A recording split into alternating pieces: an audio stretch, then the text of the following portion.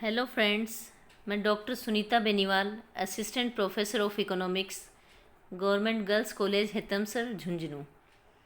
Welcome back to other video lecture.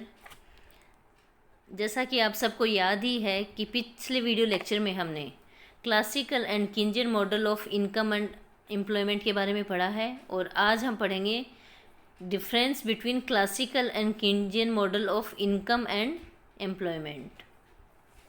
Classical और Keynesian जो theories हमने पीछे पढ़ी हैं, अब इनके डिफरेंसेस को हम देखते हैं।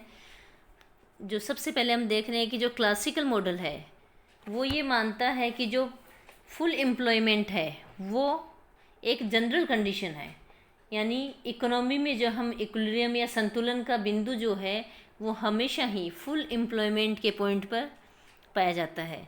जबकि किंजियन मॉडल में यह कहा गया है कि जो इकोनॉमी में इक्विलिब्रियम है वो फुल एम्प्लॉयमेंट से कम के लेवल पर भी हम प्राप्त कर सकते हैं। सेकंड है, क्लासिकल मॉडल जो है वो ये कहते हैं कि जो मॉनेटरी फैक्टर्स हैं वो रियल फैक्टर्स को निर्धारित नहीं करते हैं, बल्कि जो रियल फैक्टर्स ही हैं वो खुद ही रियल फैक्टर्स को निर्धारित करते हैं। जैसे कि एम्प्लॉयमेंट है और आउटपुट है, ये किससे निर्धारित होते हैं? पॉपुलेशन है, कैपिटल फॉर्मेशन या हमारी टेक्नोलॉजी है, इनके ऊपर डिपेंड करते हैं। किंजियन मॉडल में ये कहा गया है कि जो मॉनेटरी फैक्टर्स हैं उनका जो इफ़ेक्ट है वो रियल फैक्टर या वास्तविक तत्वों के ऊपर भी पड़ता है। जैसे कि उन्होंने कहा है कि यदि हम मनी की सप्लाई को बढ़ा देते हैं तो इससे क्या होता है कि जो रेट ऑफ इंटरेस्ट है वो घट जाती है, और रेट ऑफ इंटरेस्ट घटने से इसका इफ़ेक्ट क्या होता है कि इन्वेस्टमेंट बढ़ जाता है। इन्वेस्टमेंट बढ़ने से आउटपुट भी बढ़ जाता है। तो मनी सप्लाई की वजह से इन्वेस्टमेंट और आउटपुट बढ़ गए, यानी मॉनेटरी जो फैक्टर्स हैं उनका प्रभाव रियल फैक्टर्स के ऊपर पड़ रहा है। थर्ड पॉइंट है कि जो क्लासिकल मॉडल है उसमें एग्रीगेट सप्लाई पर बल दिया गया है। उन्होंने सेज लॉ ऑफ डिमांड बताया था, जिसमें उन्होंने कहा था कि जो सप्लाई है वो अपनी डिमांड खुद ही क्रिएट कर लेती है। जबकि जो किंजियन मॉडल है उसमें एग्रीगेट डिमांड पर बल दिया गया है, और उन्होंने क्या कहा है कि demand creates its own supply, यानी जो डिमांड है वो खुद ही अपनी सप्लाई को क्रिएट कर लेगी। अगला फोर्थ डिफरेंस का पॉइंट है कि क्लासिकल मॉडल में जो मनी की डिमांड है वो केवल ट्रांजिटिव मोटिव या लेन देन के उद्देश्य से की गई है, यानी जो क्लासिकल मॉडल है उसमें मनी को न्यूट्रल या तटस्थ माना है। जबकि जो किंजियन मॉडल है उसमें कहा गया है कि मनी की डिमांड 3 मोटिव के लिए की जाती है: ट्रांजिटिव या सौदा उद्देश्यों के लिए, सतर्कता उद्देश्यों के लिए, और सट्टा या स्पेकुलेटिव मोटिव के लिए। फिफ्थ पॉइंट है, क्लासिकल मॉडल में ये माना है कि सेविंग और इन्वेस्टमेंट है वो एक दूसरे के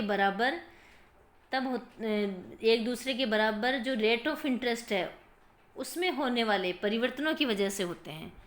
जबकि जो किंजियन मॉडल है उसमें ये कहा गया है कि इन्वेस्टमेंट और जो सेविंग है ये एक दूसरे के बराबर इनकम में होने वाले जो चेंजेस हैं उनकी वजह से एक दूसरे के बराबर होते हैं। डिफरेंस का अगला पॉइंट है, क्लासिकल मॉडल में यह माना गया है कि अगर हमें इकोनॉमी में अनएम्प्लॉयमेंट की जो प्रॉब्लम है उसको दूर करना है या उसको कम करना है तो हमें जो वेज रेट हैं उनको घटाना पड़ेगा। वेज रेट घटाने की वजह से अधिक लोगों को रोज़गार मिल जाता है।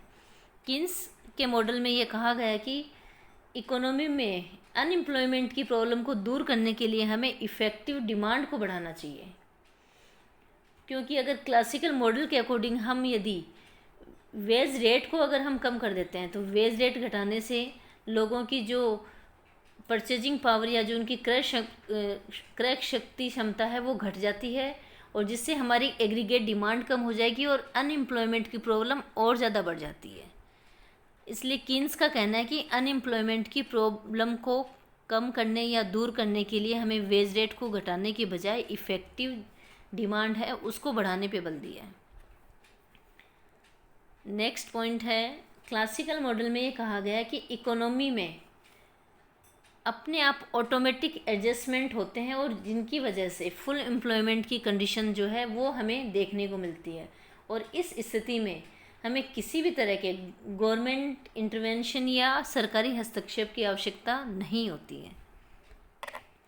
किन्स ने कहा है कि हम अगर रोज़गार को बढ़ाना चाहते हैं या एम्प्लॉयमेंट को बढ़ाना चाहते हैं तो मॉनेटरी और फिस्कल पॉलिसी दोनों के द्वारा ही हम एम्प्लॉयमेंट को बढ़ा सकते हैं। जैसे कि हम सबसे पहले मॉनेटरी पॉलिसी को लें। मॉनेटरी पॉलिसी के अकॉर्डिंग अगर हम रेट ऑफ इंटरेस्ट को घटा देते हैं तो उससे क्या होगा, हमारा जो इन्वेस्टमेंट है वो बढ़ जाएगा। इन्वेस्टमेंट बढ़ने से एम्प्लॉयमेंट बढ़ेगा, इनकम बढ़ेगी। ये तो हो गया मॉनेटरी पॉलिसी के थ्रू जो है वो एम्प्लॉयमेंट या रोज़गार में वृद्धि। अब अगर हम फिस्कल पॉलिसी को देखें तो फिस्कल पॉलिसी में भी हम क्या कर सकते हैं, जो हमारे टैक्सेज हैं उनको हम कम कर दें। टैक्सेज कम करने से क्या होगा, जो प्राइवेट इन्वेस्टमेंट है उसको बढ़ाकर हम अधिक लोगों को एम्प्लॉयमेंट दे सकते हैं। साथ ही सरकार भी क्या कर सकती है कि जो सार्वजनिक निर्माण से रिलेटेड कार्य हैं उनको बढ़ावा देकर एम्प्लॉयमेंट लेवल को बढ़ा सकती है।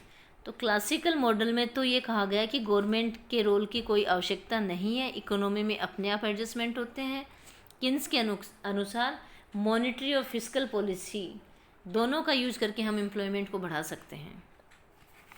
नेक्स्ट है, क्लासिकल मॉडल में यह कहा गया है कि सप्लाई ऑफ मनी और जो प्राइस है इन दोनों में ही डायरेक्ट और प्रोपोर्शनल रिलेशन होता है। यानी अगर मनी सप्लाई को बढ़ाया जाता है तो प्राइस लेवल भी बढ़ जाता है, और जिस रेशियो में हमने मनी सप्लाई को बढ़ाया उसी रेशियो में प्राइस लेवल भी बढ़ जाता है।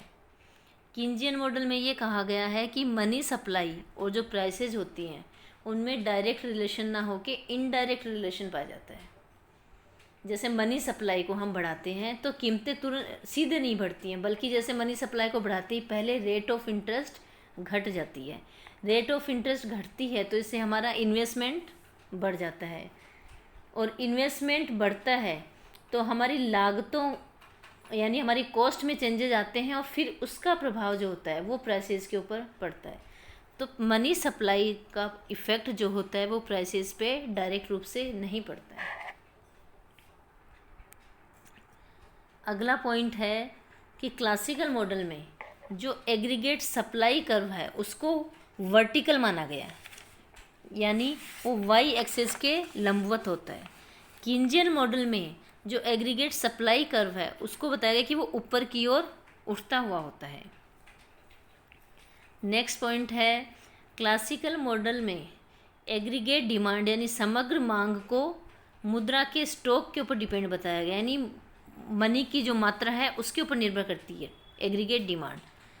किन्जियन मॉडल में एग्रीगेट डिमांड जो होती है वो मनी के स्टॉक के अलावा अन्य फैक्टर्स जो हैं उनसे भी प्रभावित होती है, जैसे कि गवर्नमेंट एक्सपेंडिचर कितना किया जा रहा है, हमारा ऑटोनोमस इन्वेस्टमेंट या स्वायत्त निवेश की मात्रा है, कर वसूली की मात्रा है। इन सब का इफेक्ट भी एग्रीगेट डिमांड पे हमें देखने को मिलता है।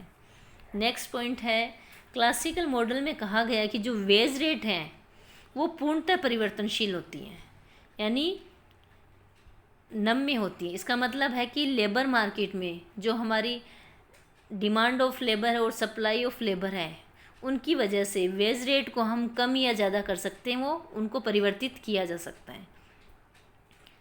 किन्स ने कहा है कि जो वेज रेट होती हैं वो नीचे की ओर अनम्य होती है, यानी वेज रेट को घटाया नहीं जा सकता, क्योंकि जो लेबर यूनियन या श्रमिक संगठन होते हैं वो वेज रेट को घटाने का विरोध करते हैं।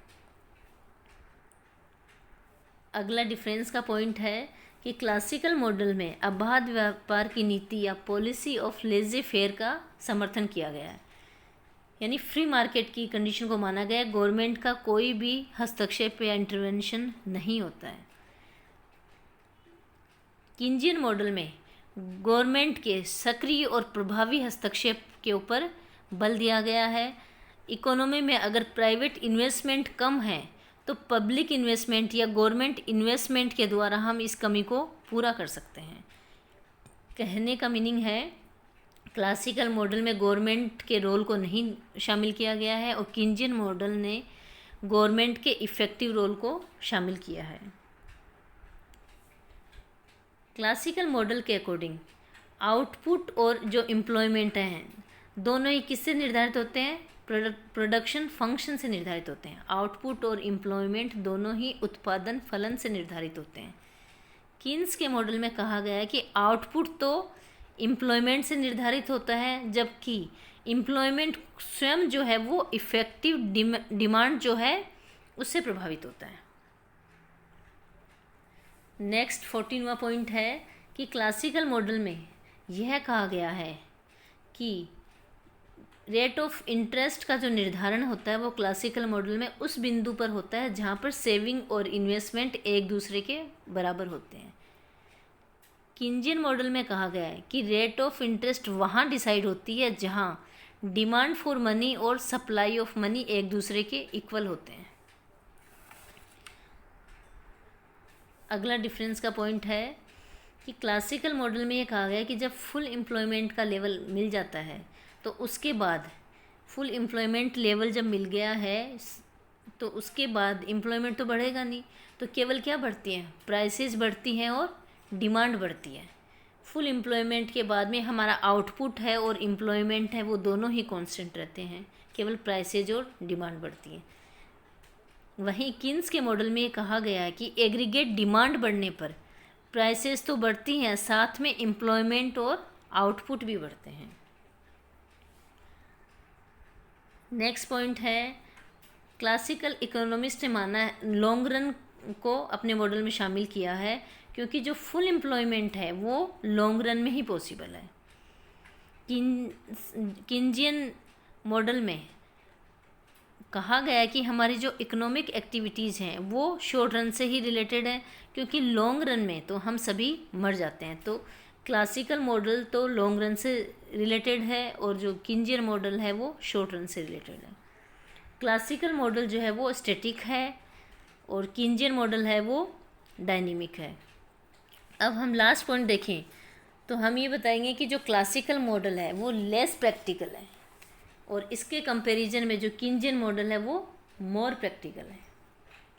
इन सारे डिफरेंसेस को देखने के बाद हम बताते हैं कि जो किन्स का जो मॉडल है वो अधिक वाइड है, क्योंकि किन्स के मॉडल में बहुत सारे नए कॉन्सेप्ट्स को शामिल किया गया है, जैसे एग्रीगेट डिमांड है, एग्रीगेट सप्लाई है, इफ़ेक्टिव डिमांड है, consumption function, saving function, multiplier, सट्टे के उद्देश्य के लिए मुद्रा की मांग, एमईसी, इन सब को शामिल करने की वजह से मैक्रो इकोनॉमी में जो किंजियन मॉडल है उसका एक विशेष स्थान है। इसलिए हम कंक्लूजन के रूप में कह सकते हैं कि क्लासिकल मॉडल की तुलना में जो किंजियन मॉडल है वो बहुत अधिक व्यापक, अधिक गहन और अधिक उपयोगी है।